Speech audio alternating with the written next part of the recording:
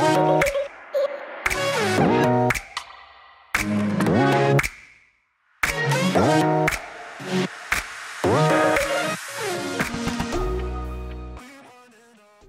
we are in. Hello, Sarah. Hello. So we were just having a bit of a laugh here because we were saying, how do you start this? Because we're usually both quite organic, and neither one of us really like the whole, hi, I'm this or I'm that. But I am going to start like that today. So why not? Why not? So for those of you who don't know me, I am Steph Noble. I am a natural figure champion, a figure pro in WNBF and DFAC. I'm a national touring posing coach, and I run a company called Pro Prep Coaching, which is a professional prep coaching company for those who wish to change their body, their lifestyle, and those of who want to go in for strength and athletic sports and get to the top of their field in it. So I run that with my better half, who's also a natural pro champion, Dr. Andrew Chappelle. And I'm here today with somebody that I hold very close to my heart as well, Sarah, who is one of my wonderful posing clients that I started working with many moons ago. How long was it, Sarah? It must be 3 years, because my most successful season was 2019, and we met in the November before that, so 2018. So yeah, this year it'll be 3 years. Amazing. Hey, how time has gone as well. So I'm super excited to talk to you today, because as Sarah and I have gone through the journey and looking at her development through posing and building her confidence, we've got to know each other really, really well. And we have shared interests across, of course, bodybuilding and fitness, but we have a lot of shared interests as well, just generally about mindset and outlook on life, don't we? And so that's a little bit of background about me. And I'm sure a lot of people already know you, Sarah, on your channel, but let's see a bit about you. Who is Sarah? So I've been competing now for just over 6 years, but as you know, before meeting you and doing our first posing lesson, I competed, but never had been as successful as I'd like to have been. In the respect of never really getting placings and chasing what I thought I wanted, and I didn't really know where I was able to fit in the bodybuilding world. Yeah, absolutely. And I found that's the main difficulty I had coming into bodybuilding, because you put all the effort in, you feel like you want to be a good bodybuilder, but what is a good bodybuilder? And like we say with mindset, you know, you're chasing something that you're not even sure what feels like. Yeah. You know, there's so many different federations now, so many different poses, and until we met, I'd never posed individually with a coach. It had always been en masse, and if it was individual, it was never bespoke as you do it. So it wasn't until I went into my 2019 competitive season that actually I won my first show, and then competed with a few different federations and ended up getting 3 pro cards in 1 year. And you know, even now it was only, you know, a year and a half ago, and I can't still get my head around that. I am a professional bikini competitor now, and things have changed for me, and equally my mindset has changed as to what I want from the sport and where I'm, you know, gearing my energies towards. Where you're going. Yeah, absolutely.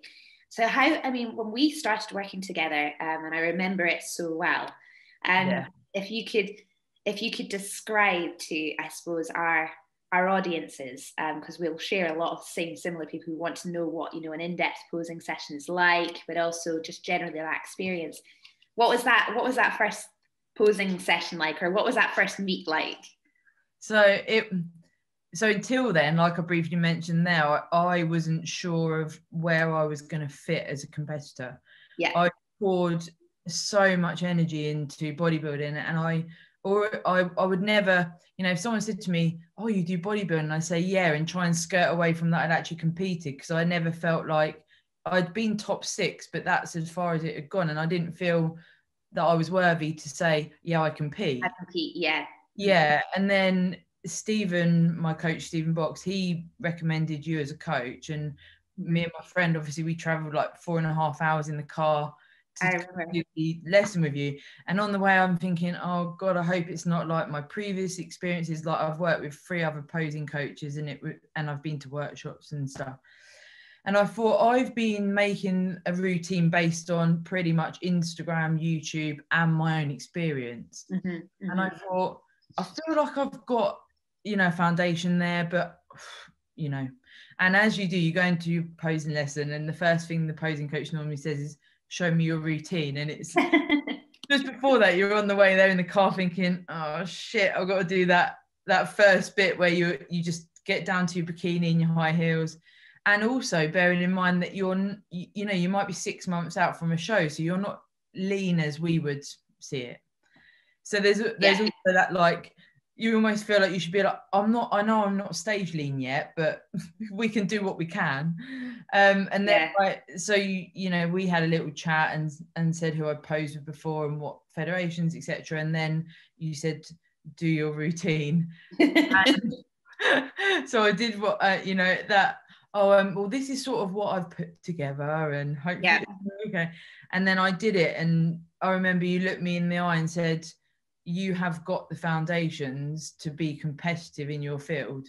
And I can't, you know, I've said to you so many times, I can't describe how that, it just changed for me.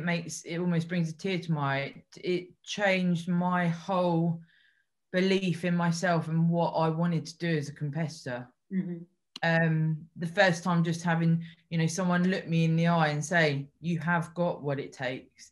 And yes, Stephen does that as my coach and he does my nutrition and my training, but the posing, especially, you know, from a female point of view, it's really scary. It's really, it is. You know, you just don't know what you're doing. And when people say to me, you know, oh, well, you have to pay for that, oh, you have to travel for that. If you want to be competitive in bodybuilding, for me, you need a posing coach. It is a non-negotiable. If you can't afford it or you can't put the time in, I feel you should reassess what, you know, what direction you want to take. And that's, you know, I'm not being derogatory to anyone, because I know, you know, money, it's hard and what have you, but this is a sport that requires a bespoke routine. You know, you can't exhibit your individual body if you don't know how. And consequently, you're not going to place, you're not going to get the acknowledgement that you maybe are striving for. Yeah, you're absolutely right.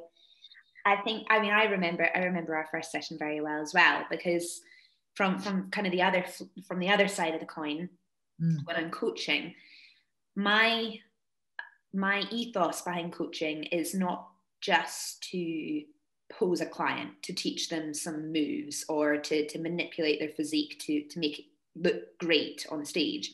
It's to see somebody in a space and go from not having potential understanding of their own ability and helping them see how they can bring that out through just that recognition of, we may be here, but there's so much more we can get to by here. And if that is going to mean delving a little bit deeper into, okay, why are we doing this? What does it mean to you? What does the stage process give you in terms of skills that you can then apply to other places in your life as well?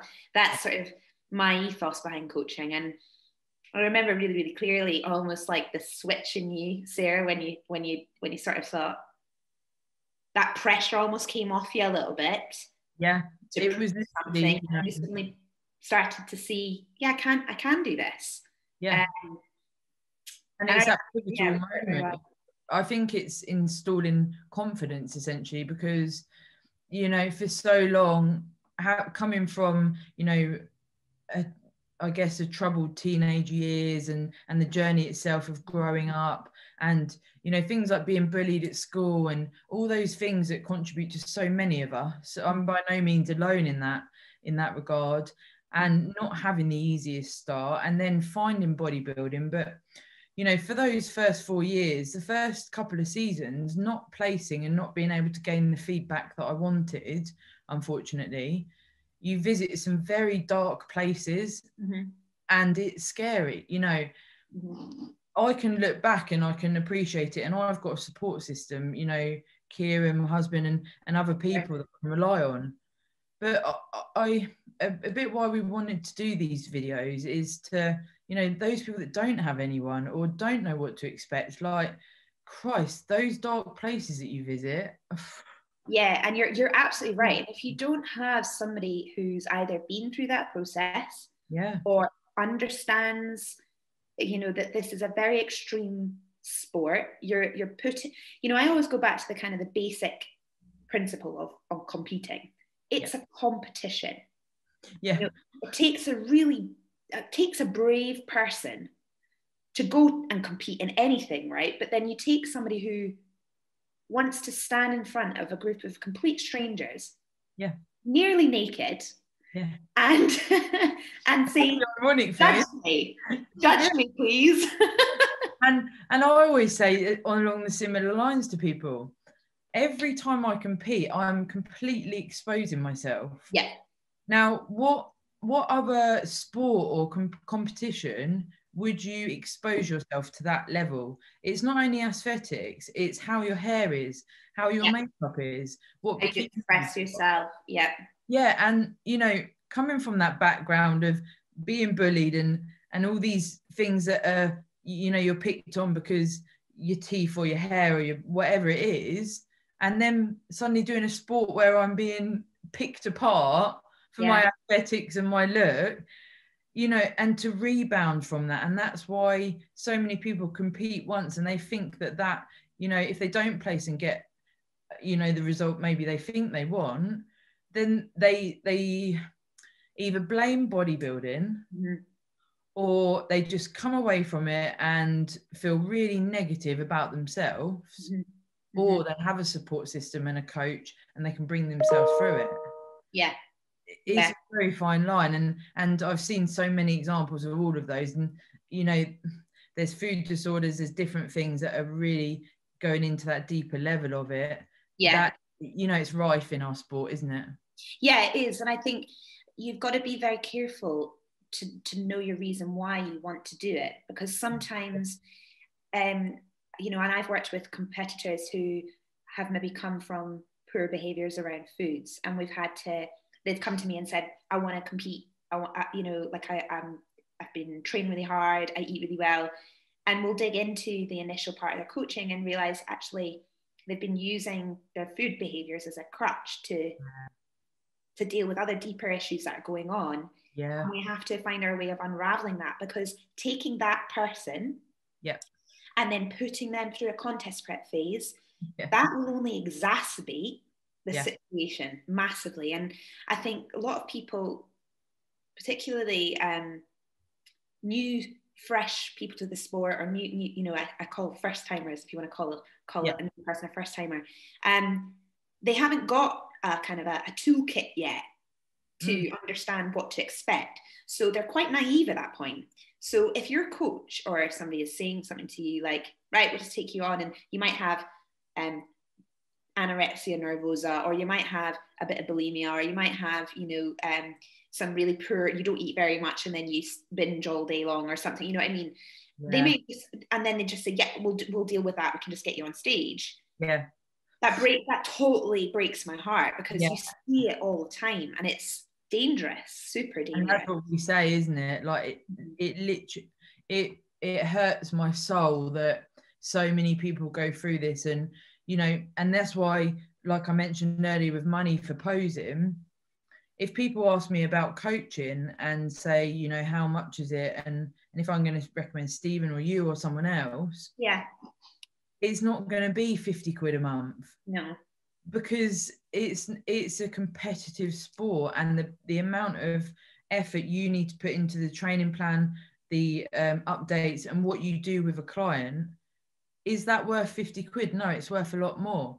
But then you get the, you know, people that maybe can't afford that go down the route of downloading something online or doing a 30-day shred, or all these things that you see.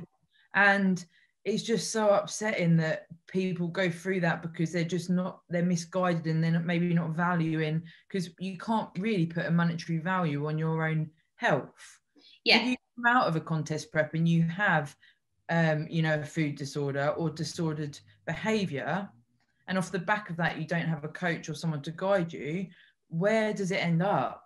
Yeah, exactly. And it's not just even, you know, that's kind of one example there of perhaps people who start the contest prep having a set of behaviored eating patterns which are negative. But it could also be somebody, like I talk about the psychological effect of a contest prep, and that there is a good side to using a contest prep as a focus and a driver for psychological health. But there's also a very negative side to that as well. For example, if, say, you are somebody who is has quite negative self thoughts about yourself, you know, you've got a lot of self-doubt, you're maybe you've got depression. These are things that if you absolutely 100% can do contests with any mental health kind of pattern. But I think you need to know that using a contest prep to deal with certain psychological issues is something that has to be really carefully watched. And that's where a coach comes in to help you kind of keep understanding, you know, the support mechanism that's around that. But I've seen completely the opposite, where some you know, clients will have those experiences totally exacerbated, come out the end of a prep, you know, more depressed than they were, more self-riddled with, you know, concern for their own health and happiness and what they look like. And it's finding it's knowing the reason why you're starting this and making sure that it's not trying to hide something else. Does that make sense? Yeah, and also that striving to win a competition or to place. For me, when I first started out, and me and Stephen speak about this now because I can look back and reflect on have the experience there. But at the time, the reason those dark places came and they hit me so hard is because I was striving for something that I wasn't capable of at the time. I did not have enough muscle mass or the stage presence and the confidence required to place or win at a show, because that's not what the judges are looking for. They don't know your story. They don't know what you weigh. They don't know that you've tracked every single macro for 8 months. You know, they don't know any of that. That's it. Especially bikini competitors, you know, that weigh in yourself every day and what you need to do to record data. The judges don't know any of that, so we become so obsessed with I must weigh less, I must do this, I must do that. And actually, when you become successful, and you'll probably agree, in bodybuilding, you actually realize that you've already won, because before you win a show, you've done a prep, you've done your logbook, you've achieved so much, you've changed your body composition beyond comprehension. You've won, and you're going into this show to show what you have won. And then if you then win, you know, it's almost like that's the icing on the cake, and you can pursue this further. But if from the word go, you've never really used a gym, you haven't really focused on your nutrition, there may be some mental health issues, and you're striving to win a show, it's almost like you're setting yourself up for failure in regards to, is that achievable at that point? And that's why a coach is so important, because you know, but it's hard because the coach, as you'll find, you need to be honest with your clients. You do, and this is where when I talk about coaching is such an intimate relationship, both in, you know, in both of my lines of work. In the posing studio, it's an intimate relationship. In my line of work as coach with my actual, you know, coaching hat on, it's an intimate relationship, and it's about learning your world and how you can do this journey healthily and sustainably within your world. If you haven't got that, and you're going down the route of doing a bodybuilding contest, and you're getting into these habits like you've just mentioned there of, you know, constantly weighing yourself every day, hitting the macros, doing this, doing that, and maybe some little obsessions start coming in, and as you get leaner, you start having that, you know, what I call kind of the trip up mentality, where you see one thing but you're actually another. And that's where the mind starts to play tricks, and that's where you need that coach to kind of come in and keep you balanced, keep you healthy, keep you focused, but keep you wanting to learn about the process, not get consumed by it. Yes, and that's such an important factor in, you know, when you're in prep. Sometimes, you know, I've been in preps before, and then now I thought I haven't even looked up and realized what's going on in the world. Yeah. Because you're so self-absorbed. You know, you literally wake up and it's like, I need to do my steps, my training, my macros. And sometimes you think, I haven't even spoken to my mum for a week, or I haven't even given Kieran a hug. I'm pretty much because for me it's so important to get the stage prep done. But then what level does it, you know, where does that go? Yeah. And you'll agree, you know, the last probably 6 weeks of a prep, it's not what I'd say is healthy, but you can make it as healthy as possible for what it is.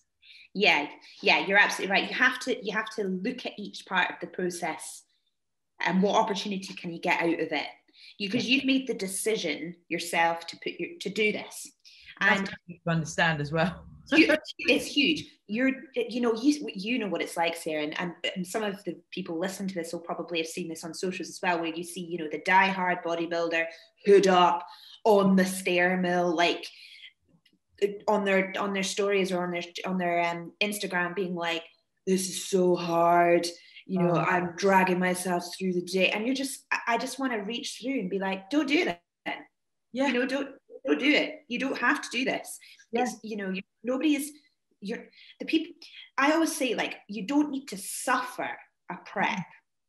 You can enjoy a prep, and you can actually show true resilience and an element of self-discipline that I think is admirable, and then and that can be an inspirational and really motivational thing for other people to see, rather than it being, I'm going through the trenches, this is hell, my life's shit. You know, you see such paradox in this world that we're in.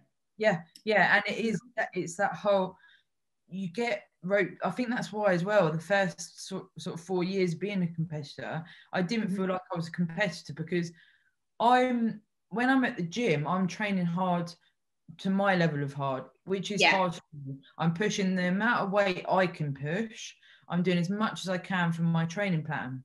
Now, if I then go and train with a friend that can lift a bit more than me, does that mean I'm not good enough? 3 years ago, I would have said, yes, I'm not training hard enough. But actually, that person has got a different set of, you know, skills that they are using, different experience. They may weigh more, weigh less, whatever it may be. And it, you know, you can't compare yourself. You need to do this for you. Yeah, totally. And it is. And I think if you look at a contest, but deciding to do a goal like a contest, whether you're a first timer or whether you're more advanced, every time you make the decision, and you're effectively giving yourself one of the biggest challenges I think a human body can go through, really.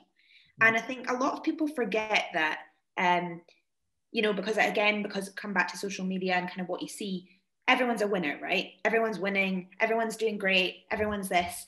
But the act of actually completing a contest prep from start to finish includes more lows than highs, I would say. You know, it is a day in, day out acceptance that this is going to be one of the most challenging but rewarding experiences you'll ever put yourself through. And if from the get-go you can set your mind, I call it kind of preparing the mindset before you go into a contest prep phase. Why are you doing this? That's number one. Are you ready are you going to be okay with knowing that some days when you have to go out and do your cardio, it's going to be torrential rain, it's going to be freezing? Are you going to be okay if the gym shuts in the middle of a pandemic? Are you going to be okay if, you know, XYZ? And writing down almost like the worst case scenarios, right? So you're prepared almost for the worst before you've even begun. So then it can only be better. Well, everything only can get better from there, because then you start the contest prep having the preparation, you know, you've got everything set out, so that then you can feel just completely in control of the whole thing. Does that make sense? Oh, she's gone. I could just sit here and talk to everybody on my own. Oh, sorry, Steph. Are you there? Yeah, sorry. The dog was just trying to get through. But yeah, I think the preparation of the mind is key before you start a journey like this, no matter what level you're at. I mean, you know, Sarah, like when you're really, really great and about explaining your mindset then and what you thought you were going to achieve there to the different stages of going through the process. And now you're here at pro level, and that requires, again, another set of mindset and another entire mindset drill that you need to be a pro level athlete. And it never changes. You've got to always be changing your whys and reasons and building that confidence to grow, and accepting that you're not always going to win. It's not always going to be easy. It's not always going to be rainbows and sunshine. You know, it's going to be far from it. It's going to be it's going to be a hard journey of resilience. Yeah. Yeah. And I remember you saying when we first touched base after getting my pro cards, and you said, what's the focus now? And I remember you saying, you know, it sounds like you're ready to level up. And that is exactly it's like that podium, isn't it? Yeah. And you're then exposing yourself to a completely new realm on the pro stage compared to the amateur stage. Yeah. And then it's, you know, depending on whether you pursue a certain federation, if you then go back to another federation, you're then classed as another amateur. And it's this whole, you know, and what happens when you become a pro? Where does it then go? It's like, yeah, I mean, that's another thing as well, is, you know, and definitely within the bikini circuit, when you turn pro in this country, you have more avenues to go into pro level federations, or classes. In figure, we have a limited amount that we can do until you have to kind of go across the field to, you know, your USAs, your Americas, your Europeans, all of that. But you're ready to level up, and that was exactly it. It's a case of kind of going, well, look how far you've come, look what you've managed to achieve. What did you learn from the amateur ranks that you can then take into, if you have to drop into an amateur to try and get another pro card in another fed, for example, or where do you go now with this aspiration you always wanted, you know? Yeah, because I remember in 2019, it was my 30th birthday, and I said, I remember I was, I think, 9 days out from the competition I first won. Yeah. I said to Kieran, if I win a show, that's all I want for my 30th birthday. I do not care about anything else. Obviously, I'd never experienced it before. And when I won, it was, you know, I didn't intend on crying, but I naturally broke down, and, you know, the tears just came. And I remember they said over the mic, you can see how much this means to this competitor. She's won, and called me forward. And then I competed again 3 weeks later at Body Power, and I came second. And actually, I think that was probably one of the best things to happen to me, to realise that just because you've won one show, it doesn't mean you're going to do the circuit and win every show. You've got to bloody work for it. Yeah. And it was that reality check that I think I probably could have done with. Yeah, I mean, you've just touched on something really important there as well, which is this kind of mindset, this expectation that everyone should place at a show, no matter, you know, what level. You know, you're a pro in your federation, I'm a pro in mine. I've had the success to where I am now, really worked hard for it, have enjoyed every second of it. Do I feel like because I'm a pro, I will have a one-up to these other girls that I'll go up against? Absolutely not. Absolutely not. And I think it's really foolish. And you see a lot of the time, you see people kind of who are maybe, you know, rising in the game, if you like, and you're watching them and everything, but you kind of hear this talk of, I won't settle unless I win. I'm going to win. There'll be nothing other than winning. You know, all this kind of talk. It's not reality, is it? That's it. And I just kind of think having that humble confidence is one thing. Yeah. But then setting yourself up with an additional amount of pressure, and in what I call kind of can come across a bit egotistical as well. Yeah. To say I'm going to win, you know, nothing's more important. That's it. I'm ready. It's my time. It's my time. You know how many times you've seen that, right? It's my time. And then you go up and then somebody comes out of the woodwork, or the lineup is ridiculously strong, or, you know, and you're just not maybe crisp on that day. Yeah. And well, because as we know, it's you never know what you're going to look like on the actual day. No, exactly. And you have to respect your level of competition. Like when you're going into a pro lineup, I'm respecting these other girls on stage with me. We've all you're all there trying to win. Of course you are. Yeah. That's the nature of the sport. But do I get upset because I might have not won that one show there then, when I'm actually in the top lineup I could possibly be in the world at that current point in time? No, you know, it's like, of course you're all there to win. But I think there needs to be this humble understanding that competition is just that. It's competition. It's you're there to compete. You're there to battle it out. And you can never be too assured of yourself that you've got it. Because that's what I remember I said to you when I don't know how we got onto the subject, but who am I competing against? And there was no way of me really telling, because with international shows, unless someone does the same tag as you on Instagram, you don't know what countries are going to be there. Yeah. And especially with competing in December just gone, I didn't even know if I'd been competing against anyone because of the pandemic, etc. And I said to you, you know, I'm at a point now where we've all done the prep, we're all there to win.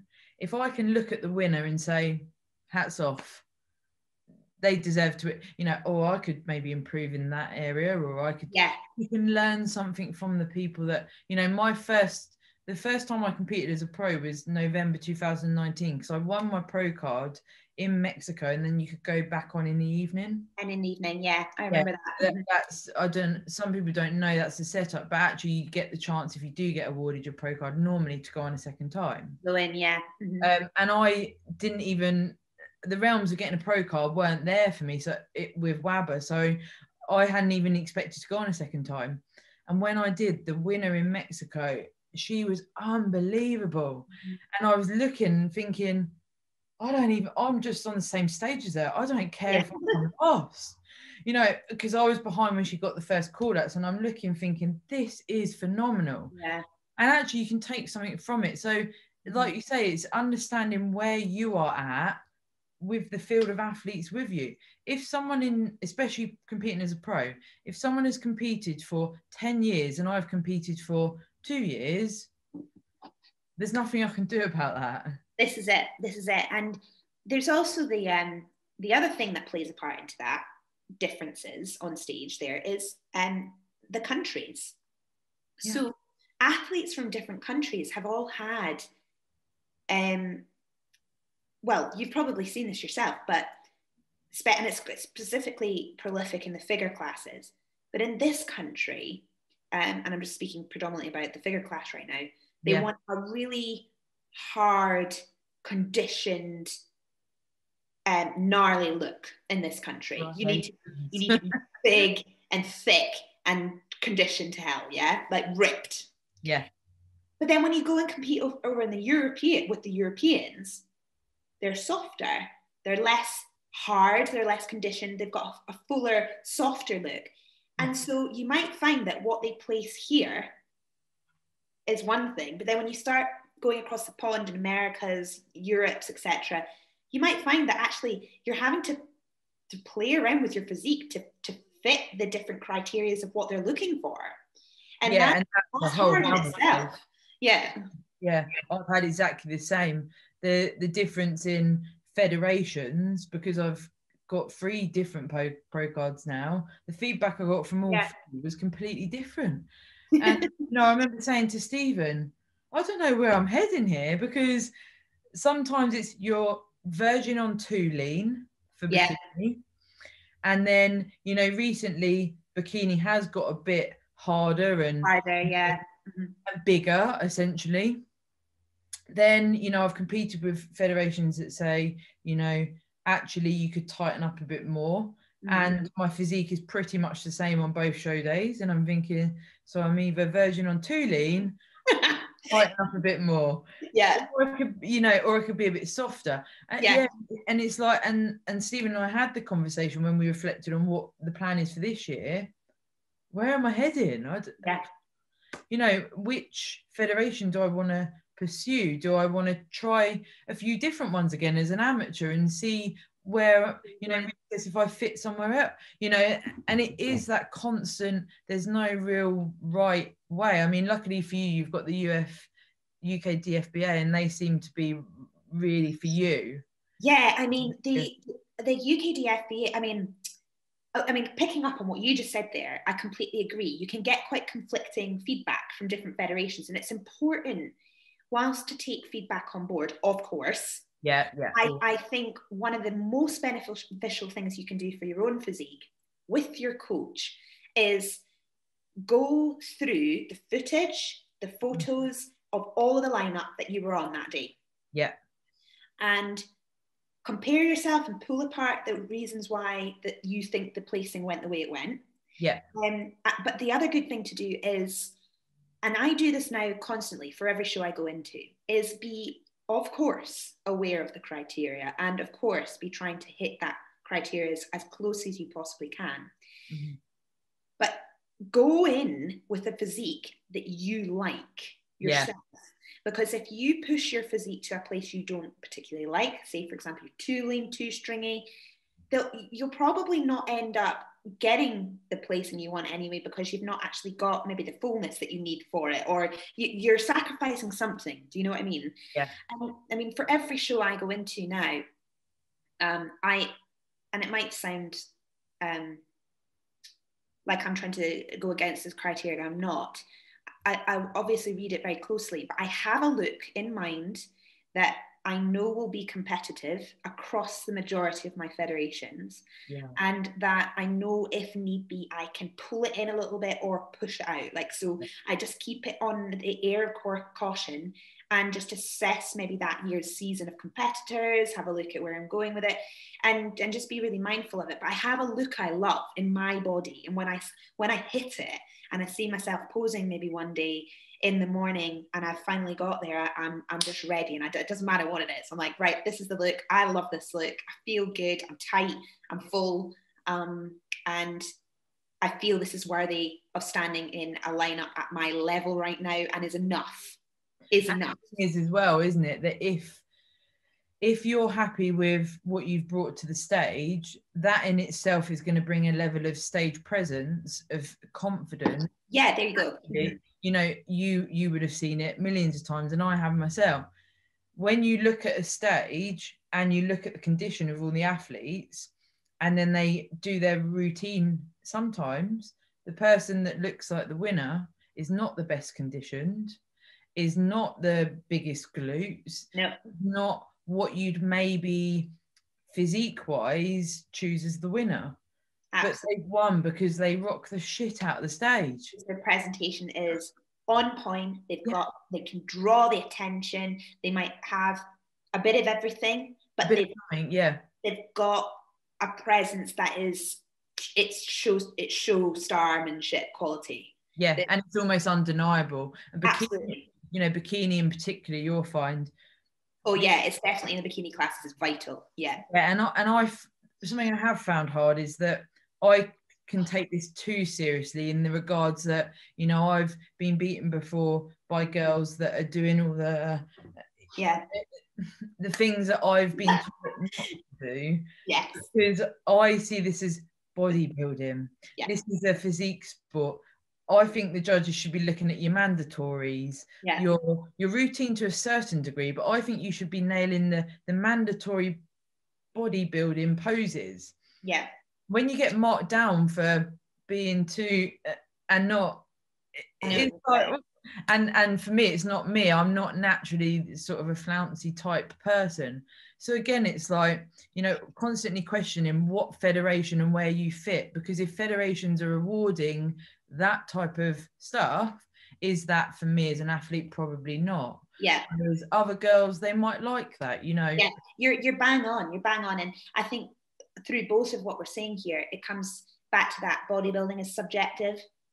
It's that you have to accept that. You have to accept that. And you know, I hear some people argue like, oh, but the person who wants not to the criteria. And I'm like, well, those people that were there on the day, on the stage, the judge's job is to find the athlete that has, and if it's true bodybuilding and it's judged correctly, it should be technically shape wins shows. The best shape on stage, the best symmetry of proportions, torso to leg length, you know, limb positioning, all of that. Shape wins shows. That might mean exactly what you've just said, Sarah, which is it might not be the biggest or the leanest or that. It might be the girl that is perfectly lovely proportioned, beautifully presented, put together well, flowing lines with their poise and their posing, classy, elegant, with a touch of that flair that doesn't need to be, you know, too much. And they're just perfectly put together. And that is a subject that might not be the complete criteria, but on the day in that lineup, that particular person won. And it's a hard pill to swallow. It is, especially, you know, like I just mentioned there, I take it quite seriously and sometimes delving on too seriously. Perhaps bikini, the bikini category, because it is based on your hair and makeup as well. A lot more about the aesthetic.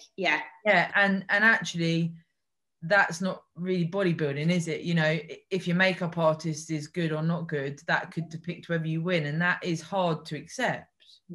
But if you're in that category, if you've chosen that category and you've chosen to compete, there needs to be a level of understanding that that's what you're exposing yourself to. Absolutely. And this is where that mindset comes in. You know, if you've already won because you've done the journey and you've in itself got to stage condition is a bloody big thing.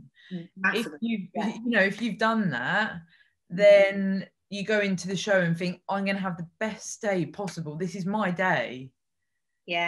If I win, I win. If I place, if I lose, you know, there needs to be a level of going into this with an open mind, because you're absolutely right. And I think, like, if I think about just your personal journey, Sarah, and having seen you start in what I call like one body, and we've worked on that kind of flow in the presentation and a lot of the element of what we're talking about, to your now pro athlete level. And I look at what you've improved on through that journey. It's dynamic. I mean, it's so it's vast. It's like it's like, if I think about you coming into my studio in Leeds, to the last time I saw you, obviously the last few I've seen you online, but the last one I saw you in London, and you had slowed it down, you were more poised, you're more controlled, you're thinking about coming into the pose and holding the pose like that statue before you then transition into the next. And it was just all there is a competitor that's considered every element of this journey and is emulating that through what I call consistency and timing, pace.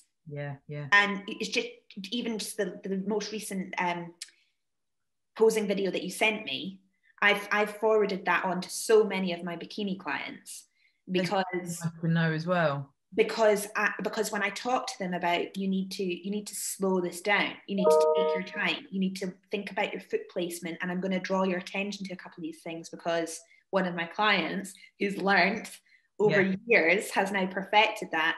And honestly, the feedback I get whenever I just zone in on a couple of the poses that you do or walking, they're just completely like, how do I get like that? How do I begin like that? And I say to them, well, you're here now. Sarah started 3 years ago. And it, you know, some people say, oh, you know, the posing, and it doesn't really matter. You know, you can do that on YouTube. It's everything. But you cannot learn it on YouTube. You cannot, you know, when Kieran and I were saying the other day, I remember when I first competed, I'd type in like UK BFF posing, and it's this shaky camera. You can't see anything. And I remember, and I haven't told anyone this, but when I did my first progress photos for Stephen, Kieran was helping me, and I was like, are you sure this is the right pose? And I was doing this. You're with the traps over. Yeah. And then like, and I sent them to Stephen, and he messaged back saying along the lines of, I think you've got the wrong category poses. Yeah. And for him, he's obviously trying not to deter me from doing progress photos in the first place. But Kieran and I laugh about it now, but this is because I'd looked on YouTube and looked online, and I thought, well, that much. And even, you know, when you look at, we spoke about criteria, when you look at the list, it's enough to scare the living daylights out of anyone. I know. If you don't know if you have no kind of understanding of movement at all, and you look at a criteria list of what's expected of you, it's enough to put you off. And then you've got to think about hair and makeup, like what? You know, and it really does. All of this goes back to that, what we always say, you have to do this for your own personal journey and for yourself and what you want to get from it. Yeah. And if it is that you've come from that background of insecurity or you're currently, you know, mental health, anything like that, if you can see it for what it is and go into it with an open mind, and that you want to achieve, you know, your own personal goal, yeah. And whatever happens along the way is going to be of a personal benefit, ultimately you're setting yourself up to succeed. Yeah.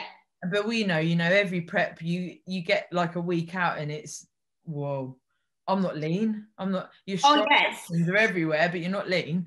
And it is amazing how you think at that point. And you do think like that.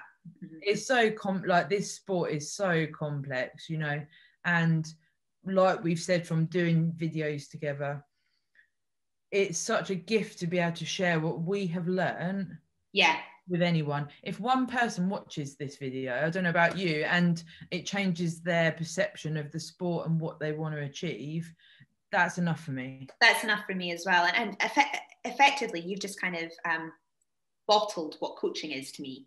Yeah. Because we all want to, I think all people really want is validation that people around them either support or can help them grow towards whatever they're wanting to do. And everybody has different hobbies, goals, ideas on what is kind of, you know, their thing. Yeah. But you need those people around you to tell you that if you want to do it, go for it. You know, like bodybuilding, if bodybuilding's taught me one thing, it's that you find out very quickly who are the people that support you and the people who don't, you know. And it's a harsh reality. It is a harsh reality. And if I can be a tiny, tiny piece of somebody's world in bodybuilding that helps give them the confidence to believe in themselves, to follow through with a goal that they really want to do, then that's it for me. That's why I do this. And I think it's, of course, it's a hard sport. Of course, people want it, you want to go in and you want to win a show, and it's really important to kind of succeed. But and strive, yeah. But it's people always use this term like, oh, the journey's more important, and it can sound quite cheesy. But honestly, it's the truth. It's the truth. And it is a bloody journey, I can tell you that. It is. Yeah. I mean, and I always say now, when I get to show day, I actually immerse so much more in the enjoyment of my mum and my dad and Kieran and I get in the car with the suitcases. And, you know, we always say, right, team on tour. And there's certain things, there's little quirky things that we've had every time, you know, and most show days I have a little cry in the morning and a release of what we're here, we're ready.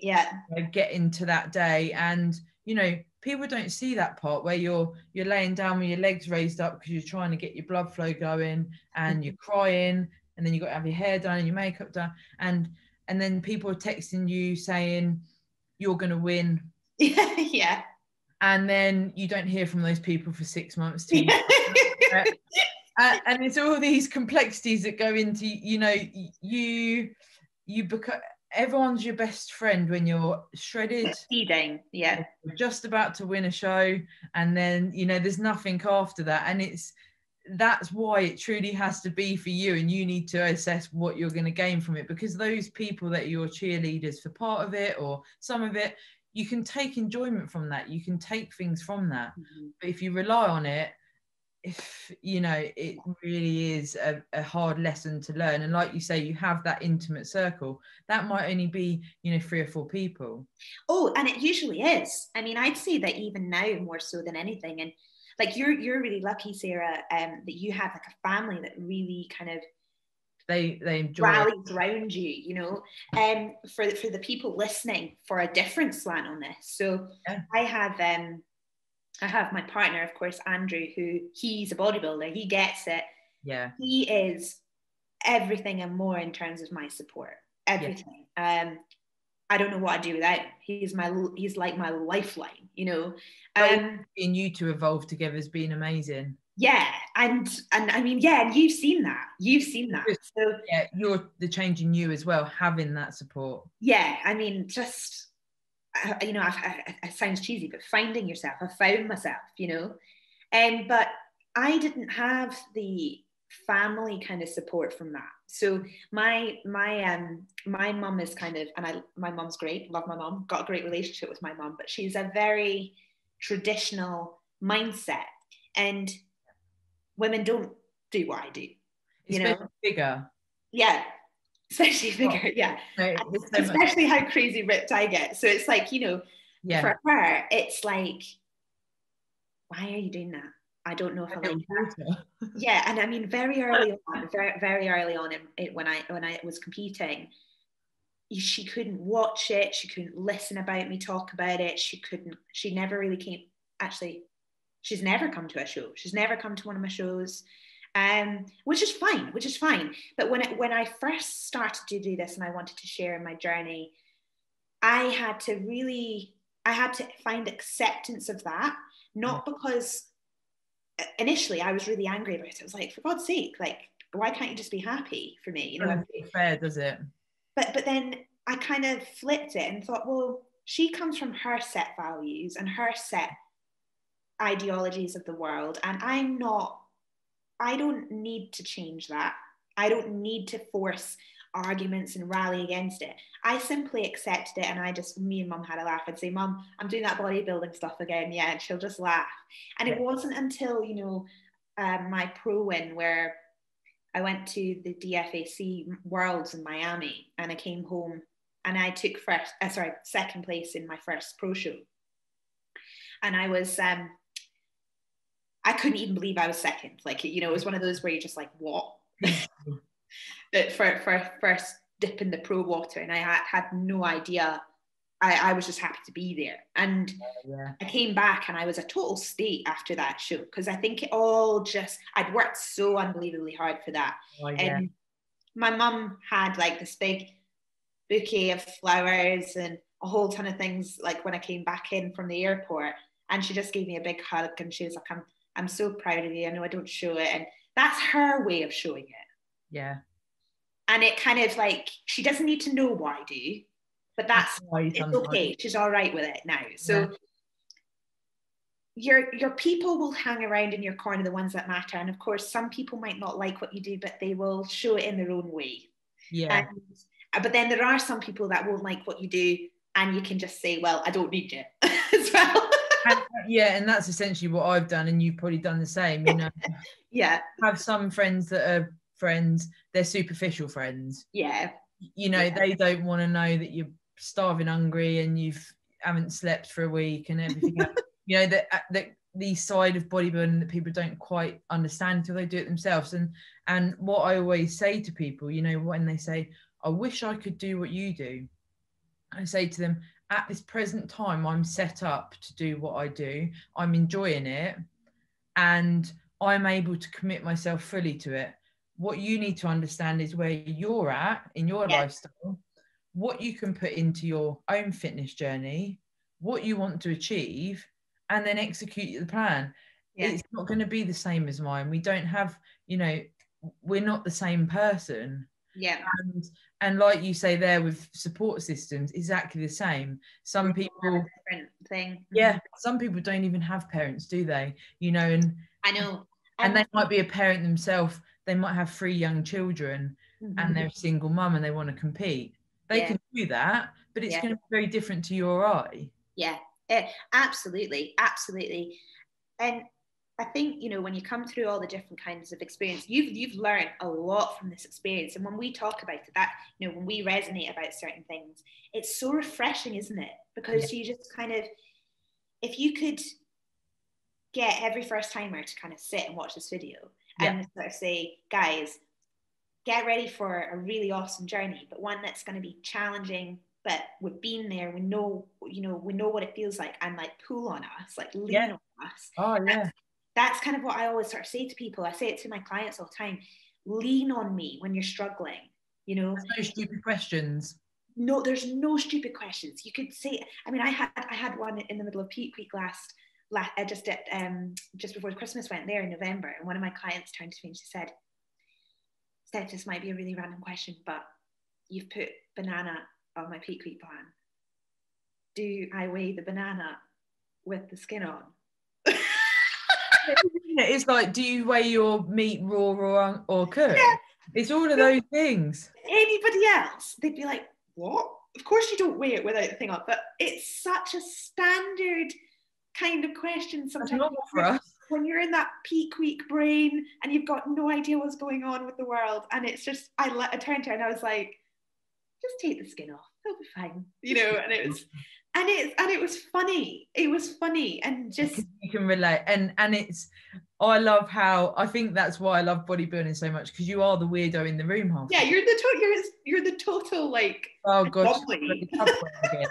But I don't do it from an ego like I'm a bodybuilder, and I don't, you know, if I'm on a course for the day and I can get away with doing my food timing so that I can eat separately, I'd actually rather that, because you know, when you get your top, oh, what have you got? Oh, how much? Oh yeah. Are you allowed that? Well, I hope so, because it's in my mouth. Yeah. Tupperware box. Yeah, especially. And that's part of the addiction almost, because you become, it's a community, it's like an unheard community. If you go to a gym that you've never trained at, you can sometimes tell that, oh, that person competes, and there's almost God, isn't there? And you're like, yeah, we're part of the same community, and it's really cool. It's not, you know, if you see it as an egotistical thing, it's maybe more of a negative thing, but I see it as like, we're so cool, like it's really cool people. Yeah, and you have a respect for the people who do it, because you know what it takes, you know. You know, it is a case of kind of, we are the anomaly, and I have a few clients as well that they take their Tupperware to like their offices. And the stories that go on, you know, are you having that again? Are you having the same thing again? Are you not having like any more than that? Or, you know, and I've heard it all, and I just sort of think more people have an issue with you doing it than you do doing it. Yeah. And when people, you know, like I've had people come in the staff room at work and they go, oh, it smells of fish. And I just turn around now, because of doing it so long now, and I just say, it's a good job you're not eating it then. And then I walk out and go and eat it. And I think, you know, before I'd feel really uncomfortable. You know, I'd be thinking, oh God, I've got to eat in a minute. I'm in a meeting. Is that going to be okay? Now I just get my food out, and everyone's looking at me, and I think, you get on with what you're doing, I'll get on with what I'm doing. But it is that, you know, both of us are at that point where, you know, if someone was to message me something on Instagram, if someone said to me the other day, oh, I'm really struggling, I don't really understand macros, and I had a bit of a chat with them, and I don't mind doing that, and like your coaching services are available, you know, for people to reach out, and that's what essentially what we're here for, and what we're doing this video for is, you know, we've had the journey and we're still on the journey. You know, there's people starting out, or there's people that have done it for 10 years. And I think everyone could probably relate to what we're saying today. Oh, hugely. And I think it kind of stretches across other things, doesn't it? Like, it kind of comes back to that. Well, I actually put a post up about this the other day. Owning your unique decisions, or your likes and your dislikes, you know, own your uniqueness. If this is something you love to do, don't let anybody push you off that track. There's people in little microcosm crazy things all over the world. There's people who love chess, there's people who love this, there's people who love that. Just because, you know, what we do still even in this day and age, has a slight taboo to it. You know, building muscle, is that not quite masculine? Is it not this?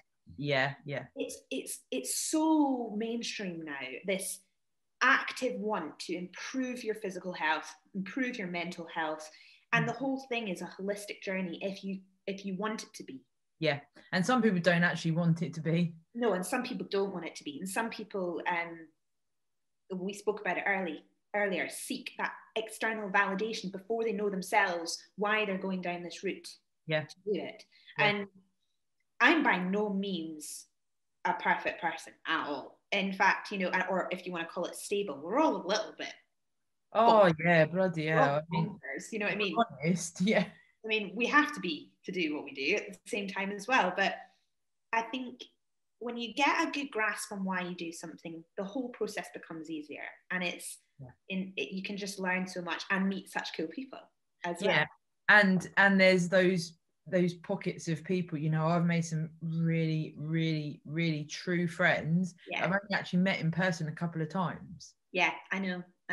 Get each other, like, you just can't describe that level of connection that you have.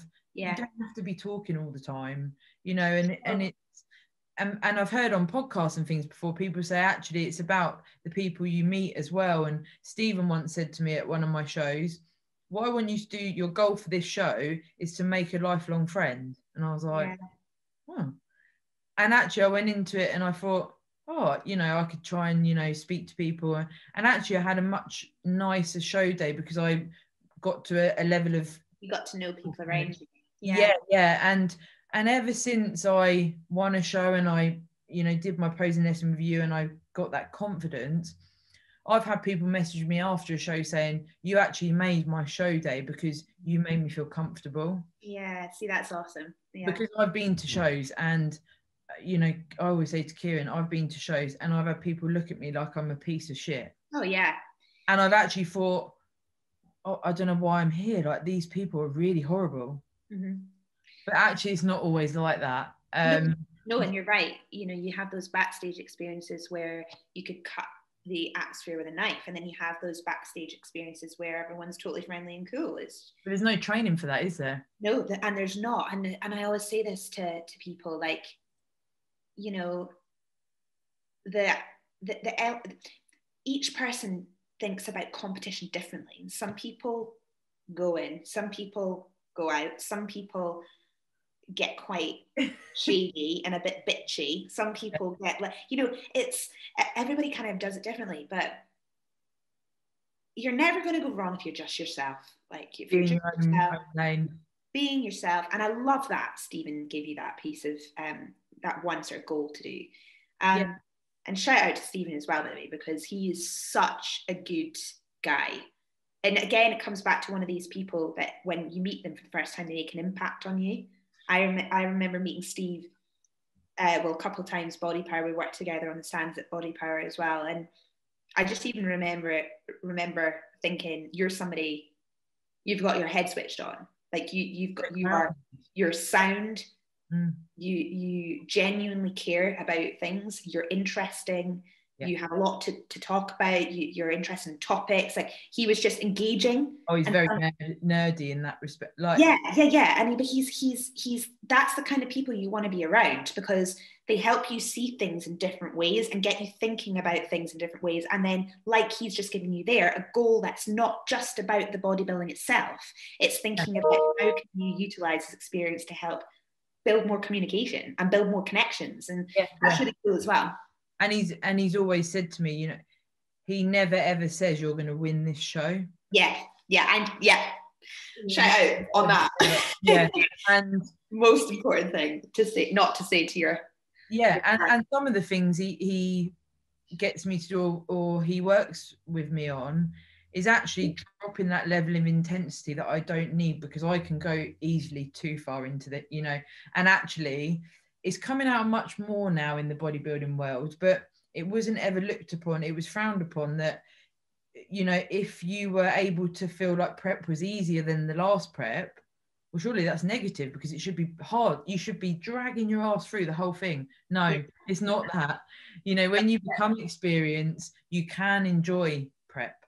Yeah, you've done the rookie bit.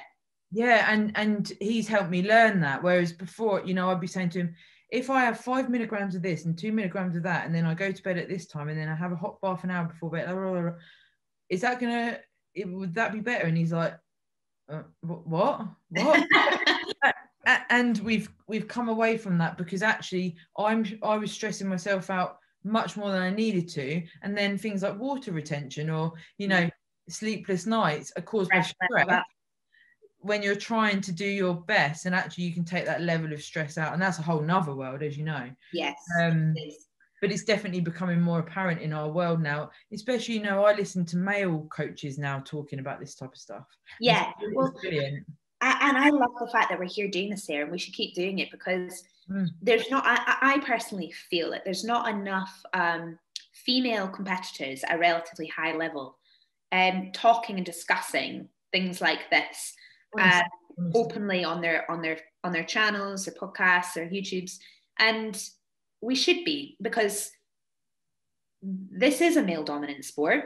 There are a lot of good male role models, but there aren't a lot of really engaging female role models. No, and you could count it on one hand, couldn't you? Yeah, you actually could. You know, they're not people. If I messaged half of the people that I think of when I visualize a bikini competitor, I wouldn't get a message back. No, I know. And that's what's really interesting. And I was having this conversation with Andrew the other day, because sometimes I'm yearning to find a female voice within our industry that just dissects it, gets real. You know? And no hidden agenda. There's no hidden agenda, no reason. Yeah, totally.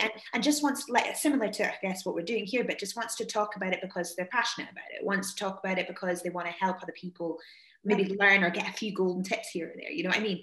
And so for me, doing this today is like really exciting, because it's giving little nuggets that I wish I had when I first started way back. And so if this, like you say, if it can help one person, or if any of you guys listening want us to talk about something specific, let us know. Yeah, because it would just be, you know, it's so awesome to be able to talk about. And today we've spoken about so many things under the umbrella of bodybuilding.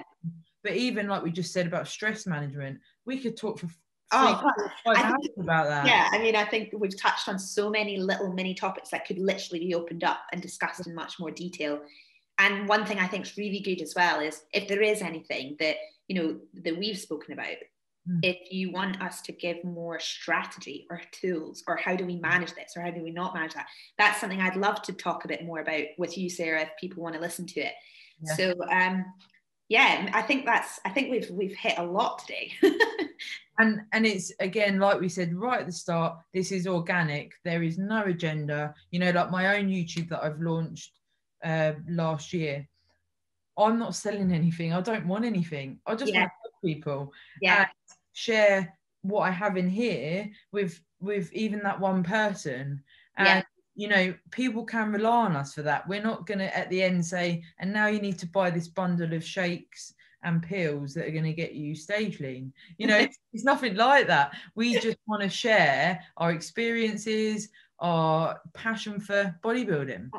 That's it.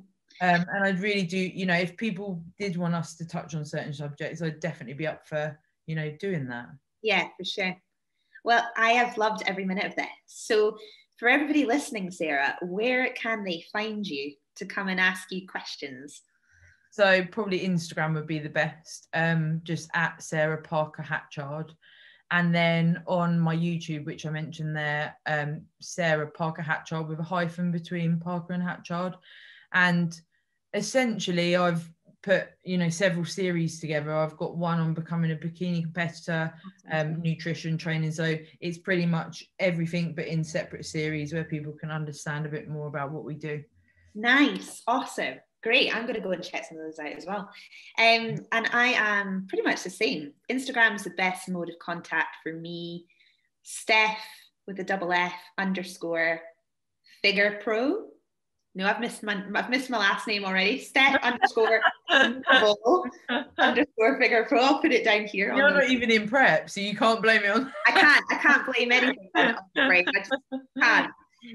And the same thing on the YouTube, although YouTube is my actual pro prep coaching with Steph Noble and Andrew Chappelle. And on there, similar stuff to what you just said, Sarah, a lot about how Andrew and I took a female and male role through our amateur ranks all the way up to pro level in figure and bodybuilding, and then tons of really interesting information for the first timer, people who haven't started yet. So please go and have a check it out. We have got everything covered. Like that. Thank you so much for having me on this as well, Sarah. And I'm looking forward to having more catch-ups as we go along.